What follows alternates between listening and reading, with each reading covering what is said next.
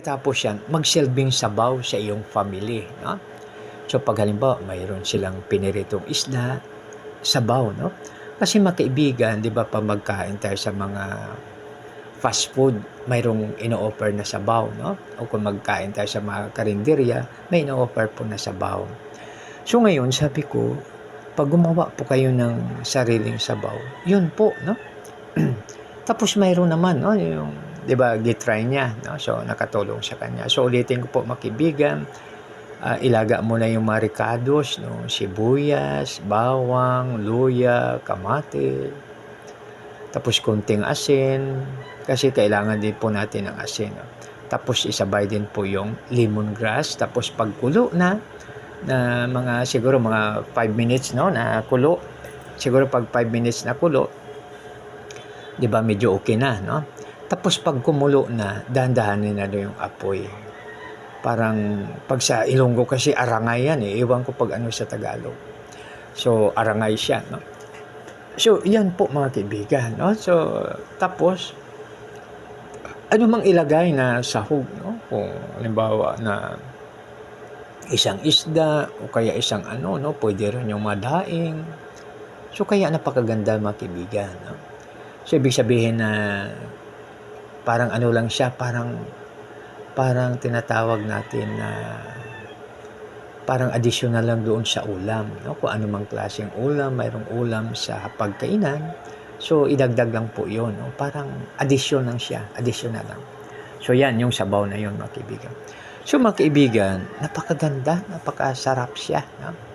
So pampagana sa kain, tapos kung ano-ano pa man lagyan. Tapos sabi ko pa doon sa may diabetes, sabi ko yung labuyong sili, kunin mo lang yung pungango niya. Iwan ko yung anong pungango, yung doon naka-attach yung bunga po ng sili 'no. So yun mga kaibigan, inano siya.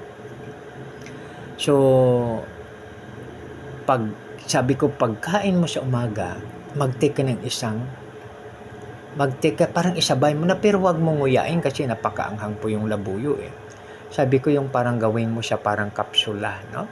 So halimbawa pagtapos mo kain sa almusal, 'pag inom mo isabay mo yung isa lang 'no, isa lang, tapos kahit na 3 times a day yun. Kasi basta isa lang, kasi lahat na sobra mga kaibigan, tandaan natin 'pag mayroong wisdom, masama 'no. So kaya sabi ko yun lang po ang anuhin mo 'no. So ngayon, hindi na siya nagpapa-check up ng diabetes, pero dapat magpa-check up kasi doktor lang ang makaalam kasi ipa-laboratory yan, eh. So, subalit sa kanyang case, hindi na, sabi niya gumaling na kaagad yung sugat ko 'no.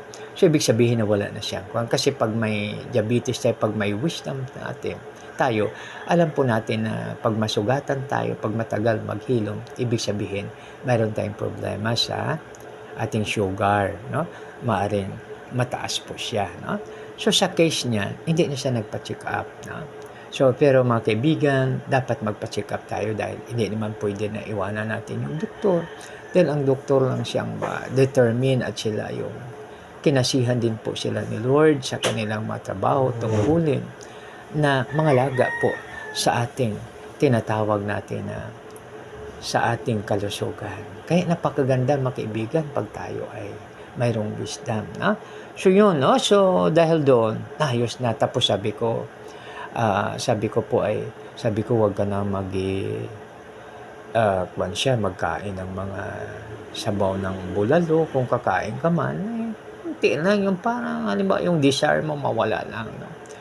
Parang halimbawa, gusto mo mag-inom ng soft drinks talaga, inom ka lang ng konti, nung parang isang patak 'no, isang kutsara. So, parang hindi naman puwede kasi dapat bantayan talaga 'no, kasi mayroong isang opisyal sa PNP 'no, mag-asawa po sila. Sabi ng kanyang sabi ni ma'am 'no, sabi ni madam, sabi niya, "Gusto ko uminom ng soft drinks, eh." O sabi niya, "Tikim-tikim lang, isang isang takip lang ng soft drinks, isang takip lang." Sabi niya. So gano'n, siyempre tuwang-tuwa rin siya 'no. So ibig sabihin, dapat magkaroon tayo ng pagtitimpi. 'Pag mayroong wisdom kasi, marunong po tayong magtimpi. Ibig sabihin na mayroong self-control. So, 'di ba, 'pag wala tayong self-control, mahirap. Tingnan mo mga kaibigan, yung mga drivers na driver ng tricycle, motor o kung ano pa man, no? 'Di ba, 'pag walang brake yan, mahirap. Kaya 'pag sa atin naman pagkain, 'pag mayroon tayong control, napakasaya, napakabuti talaga 'pag tayo may control, mga kaibigan, dahil nagiging maayos po ang lahat 'pag tayo ay merong self-control, no? Tayo masaya, no? So, dahil yan sa magkaroon tayo ng self-control, dahil yan sa wisdom na ibibigay sa atin o ibinigay ni Lord sa bawat isa sa atin. Ha? So, yung self-control, mga kaibigan, pag may wisdom tayo, kahit yung paggastos. No? So, minsan kasi mayroong isang, yung bata pa ako noon na witness ko yung, kasi uso yung sabong, pag may piyesta, di ba, may sabong.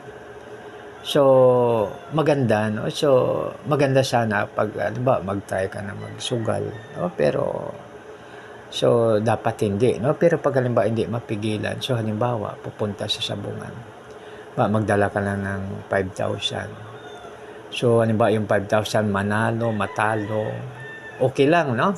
Pero wag nang magsanla, wag nang mangutang para kung matalo ay makabawi. Hindi po yan, kasi dapat magkaroon tayo ng self-control, no? Kasi minsan dahil sa parang tayo ay nagsasaya, parang tayo natutuwa, eh, para mag-enjoy din sa life, no? So yan, no? So ganun din, pag binigyan po tayo ni Lord ng wisdom, so halimbawa tayo ay nag-iinuman, naalala ko yung sinabi ng isang general, no? Sabi niya, one for the road, one for another road, one for the first road, second road, third road, up to 10th road. So, ibig sabihin, nadami siyang dadaanan, no? Sabi na, di ba, di ba, usually, no? Pag nag-iinuman, no? Pag may nag-iinuman, sabi niya, pag umuwi na, sabi niya, pare, tawag na ko ni Mrs. Tawag na ko ni Commander. Tawag na po ako ng trainer ng Leon. So, ngayon, uuwi siya, sabi ng grupo, pare, one for the road, no? So, ibig sabihin na, tapos sabi niya, no, another one for the other road, for the first road, second road, third road, for the corner road, no? So, ibig sabihin, pero dapat mayroong self-control talaga, kasi mahirap, no? Pwede naman tayo, no? Kasi sabi mayroong kasing story diyan sa New Testament. Si Juan kasi, si Timothy. Kasi nung araw po, mga kaibigan, mayroong tinatawag tayo na